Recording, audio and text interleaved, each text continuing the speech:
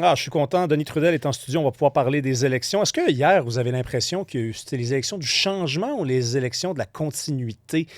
C'est sûr, c'est du cas par cas, là, mais moi, j'ai l'impression que dans l'ensemble, Denis, on dirait que c'est plus du pareil au même. Oui, tu as raison. Mais bon, tu sais, il y a des gens, j'imagine, qui font du bon boulot là, à Laval, M. Boyer, à Longueuil. Tu sais, à Longueuil, c'est comme. Catherine Fournier, Oui, 90 là, je veux dire. 88, je pense, là, était Non, ambitieux non, de non, pas, mais là. c'est des pointages communistes. Je veux dire, ça n'a aucun bon sens. J'imagine que les gens sont contents, les gens sont satisfaits. C'est des jeunes maires et mairesses qui ont le sens de la communication politique, puis qui ont des projets, puis qui savent les articuler, puis les gens sont contents. C'est bon, ça, c'est la continuité.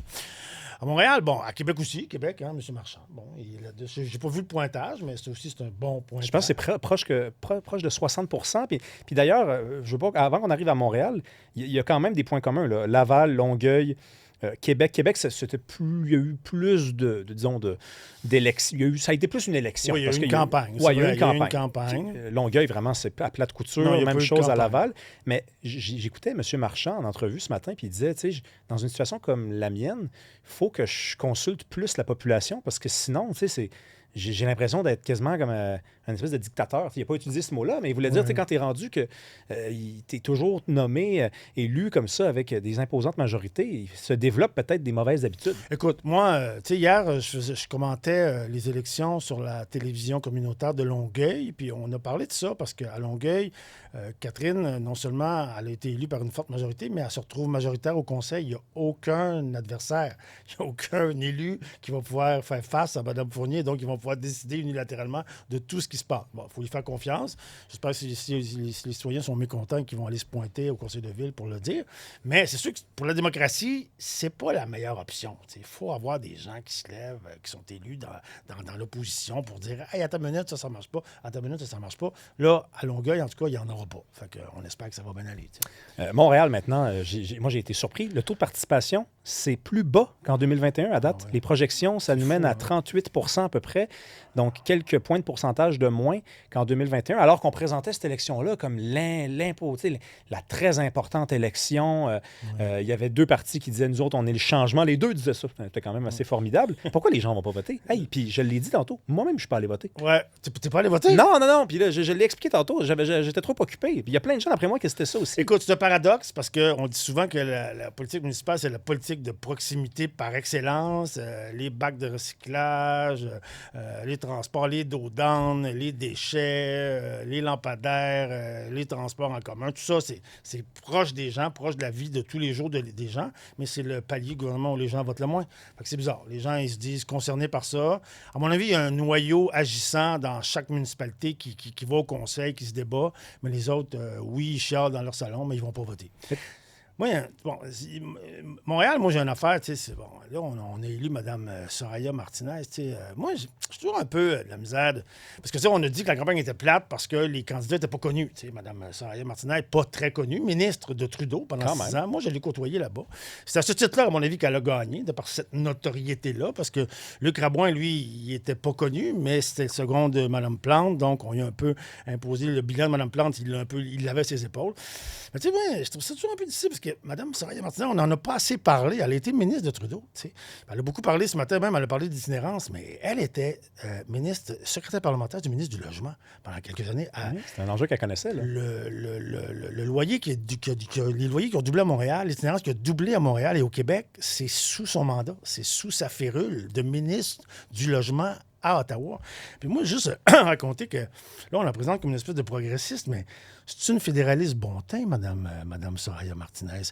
En 2020, on avait déposé une motion Non, pour mais l'un n'empêche pas l'autre. Le progressiste et être fédéraliste. Oui, mais je veux juste te dire, j'ai ressorti ici des motions pour lesquelles qui vont à l'encontre des intérêts du Québec, pour lesquels Mme Soraya Martinez a voté pour. Tu sais.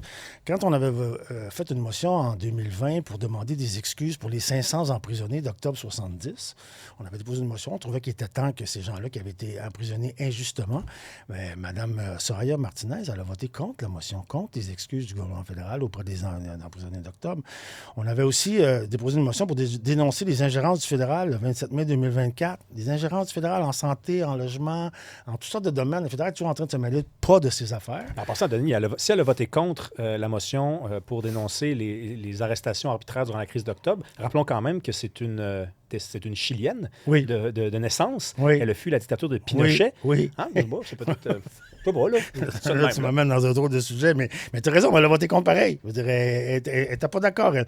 Donc, les ingérences du fédéral, elle est d'accord avec ça, elle n'a pas de problème avec ça. Puis cette motion-là, d'ailleurs, avait fait l'objet à l'Assemblée nationale. Tous les partis, même le Parti libéral du Québec, avaient dénoncé la position du fédéral là-dessus, la position du gouvernement Trudeau, puis elle était là-dedans, Mme Ferrada. On avait demandé l'augmentation de la pension de vieillesse pour les aînés de 65 et 75 ans, qui n'a pas été accordée. Elle, les aînés, ils ont assez d'argent, il n'y a pas de problème avec ça. La clause d'un obstant, que le Québec ait le droit d'utiliser ça, non, elle n'est pas d'accord. C'est dans la Constitution, mais elle n'est pas d'accord, Madame Chose. Puis la prière, ça, tu ne savais pas ça, toi, au Parlement, quand on commence nos travaux, OK, le président se lève, puis il demande, attache ta tuque avec de la broche, il demande au roi et à Dieu de nous guider dans nos travaux, OK? Oh! Il demande ça. Nous, C'est très contemporain, c'est très 2025. C'est super moderne. Bon, je te dis que nous, le Bloc, évidemment, on se pointe pas, on attend qu'il ait fini le niaiserie, puis là, on va s'asseoir. Mais on avait demandé que la prière soit remplacée par un moment de recueillement. Là, on aurait pu participer avec les autres, s'asseoir, puis demander à qui on veut de nous guider dans nos travaux. Mais elle a refusé, madame. Elle aime ça, les prières, madame Soraya Martineau. Elle est d'accord avec ça. Elle, le roi, Dieu, pas de problème. Tu sais, c'est qui, Mme Soraya Martinez? C'est une fédéraliste. Attends une minute. Juste, c'est important. C'est une vraie fédéraliste, une vraie Trudeau-ienne dans la plus pure tradition qu'on vient d'élire à la tête de la plus grande ville du Québec au moment où se pointe peut-être une élection ou puis un référendum dans les prochaines années. C'est majeur. Oui. C'est majeur. Mais tu sais, si tu te demandes qui elle est, il y a une partie de la réponse qu'elle nous a offerte dans son discours hier, parce qu'elle a fait un discours de victoire, et elle s'est présentée comme une femme. Ensuite, elle a dit « Merci Montréal d'avoir élu une femme », tu sais, comme si c'était nouveau. Je veux dire, il y avait déjà une femme. Mais il y a quand même eu 10 ans de Valérie Plante. Là, je veux dire, c'est pas une farce. Là. Après, elle dit « Je suis une immigrante, je suis une enfant de la loi 101 ». Et elle ajoute « Je suis une Montréalaise ». Et là, ensuite, elle passe à autre chose. Donc, il n'y a pas le mot québécoise. Donc, non, mais tu te demandes c'est qui, tu sais, mais peut-être que vraiment elle va incarner cette identité à l'intérieur de l'identité québécoise, qui est une identité à part, qui est celle de Montréal. Oui, effectivement. Puis, tu sais, il ne faut pas oublier qu'elle a été députée à Montréal, hein, Hochelaga. Au Hochelaga, tu sais, puis quand on parlait des problèmes de logement, tout ça, l'itinérance, ça a l'air que c'est une de ses premières priorités. C'est marrant, elle était là. Une des grandes solutions à la crise du logement est à Ottawa, parce que les villes, ils peuvent bien essayer de patenter des affaires, mais ils n'ont pas d'argent, les villes, pour faire face à ces enjeux-là. C'est Québec et surtout Ottawa qui a les cordons de la bourse pour tous ces enjeux-là. Fait que, tu sais, bon, peut-être qu'elle va faire valoir ses contacts. On va lui donner une chance quand même. Oui, on va lui donner une chance, qu'on va faire valoir ses contacts, puis elle va faire bouger les affaires. Mais ma question que je me pose, c'est pourquoi elle les a pas fait bouger quand elle était à Ottawa? Bien, ça, en tout cas, ce qui est intéressant aussi dans tout ce que tu viens de nous dire, on va lui ajouter le fait qu'elle a dit en entrevue, elle s'est engagée, elle a dit enregistrer ce segment-là, là, gardez ça dans vos tiroirs. Elle a dit je m'engage à ne jamais dire que c'est de la faute à Québec puis que c'est de la faute à Ottawa. Donc ça va peut-être mal vieillir comme segment, mais je suis obligé de dire qu'on va lui donner une chance parce que voilà, elle a gagné son élection. On fait ça. Mark Carney, là. Oui. Il a la couenne dure. C'est un tough. Il s'est excusé à Donald Trump pour la publicité de Doug Ford. Carpet Carney. Ça n'a pas de sens. Ça n'a pas de sens. Tu sais, ça fait... Il a été élu elbows up il y a 8 mois. Tu vois, on va y aller, il n'y a pas de problème. Depuis ce temps-là, depuis 8 mois, le gros Trump nous tape sur la tête des tarifs après tarifs. Là, au mois de juin, la taxe numérique, là, en disant « Ah oui, écoute, pourrez-vous... On va enlever ça, la taxe pour Zuckerberg, pour Facebook, pour Google. Tous ces milliardaires-là, ils font pitié dans le fond. Là. On va enlever ça. Hein, M. Trump, est-ce que vous allez nous donner quelque chose en échange? Zéro. On paye, même paye, il augmente les tarifs. Puis là, oups, tu sais, il avait dit aussi pendant la campagne, il n'y a pas 13 économies, il y en a juste une. Ah, ce qui est une absurdité fondamentale là, pour un banquier. Je veux dire, même moi qui n'ai pas économiste, je suis capable de le voir qu'au Québec, on a l'aluminium, on a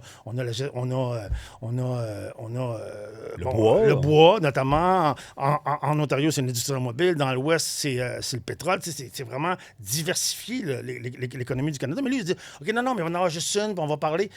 S'il avait été un leader, là, il aurait assis tous les premiers ministres du Canada, puis il aurait dit des provinces au Canada, puis il aurait dit, bon, là, on est dans une période, ils vendent très fort, on négocie face à Trump, c'est Bibi ici qui parle au nom du Canada face à Trump. Je veux pas avoir personne qui part tout seul de son bord. Il y a rien que ça qui se passe depuis 6 mois, dont M. Ford qui est parti sur son bord, ne voyant pas de résultats. Lui, il dit, mais allez au bat pour mon industrie automobile. Je le comprends, M. Ford, je le comprends. Puis là, l'autre, il va s'excuser. Il dit, excusez-nous, on voulait pas dire... C'est pour ça qu'on voulait dire... Sérieux, je veux dire, c'est parce que, Denis, ça prouve à quel point le Canada n'a pas du tout de marge de manœuvre. Si tu es obligé de t'excuser pour des affaires dont il ne faut pas vraiment s'excuser, parce que c'est-à-dire que c'est une maladresse, c'était peut-être pas la meilleure idée du siècle, mais en même temps, la réaction de Donald Trump est un peu exagérée, là, de faire semblant que c'est la pire affaire qui peut t'arriver, que quelqu'un fasse une pub, puis fasse un montage avec ton ancien président. Là. Je veux bien croire qu'ils sont patriotes, les Américains, là, mais j'ai déjà vu plus souffrant que ça. Là. On a un peu l'impression que M. Carney, c'est son orgueil qui parle, dans la mesure où il aime beaucoup ça, se faire dire par M. Trump qu'il est un grand premier ministre, puis quelqu'un d'important, puis qui va... Mais de l'autre main, M. Trump, il fait des manœuvres pour nuire au Canada. Donc, d'une part, son orgueil est flatté. Il passe auprès du monde entier, en fait, parce que chaque affaire que M. Trump dit est répercutée partout dans le monde. Il passe pour un grand premier ministre, quelqu'un qui est capable de faire face aux enjeux, mais dans le fond, on n'a aucun résultat, puis on n'arrête pas de reculer depuis 6 mois. Fait que lui, il est plus intéressé par son orgueil que par les résultats pour le Canada. C'est un peu triste. Puis c'est quand même drôle, parce qu'on s'est précipité au bureau de vote puis pour voter, puis ne serait-ce que, peu importe pour qui. Puis là, maintenant, on ne sait plus trop ce qui se passe avec le Canada. Le premier ministre du Canada, il se promène un peu partout dans le monde. Il n'est jamais ici, puis on s'en fiche. Puis on ne va pas voter pour les élections municipales. Puis check nous bien aller dans un mois, comment on va chialer quand ça ne va pas les affaires. Puis je suis obligé de me mettre là-dedans. Je ne suis pas allé voter. Merci, Denis Trudel. Ça m'a fait plaisir. À la semaine prochaine. À bientôt. Parfait, Denis. Ciao. Hey, ça m'a fait plaisir. J'étais un petit peu pressé. Ah oui, bientôt. Je suis vraiment content que tu sois venu. À la prochaine.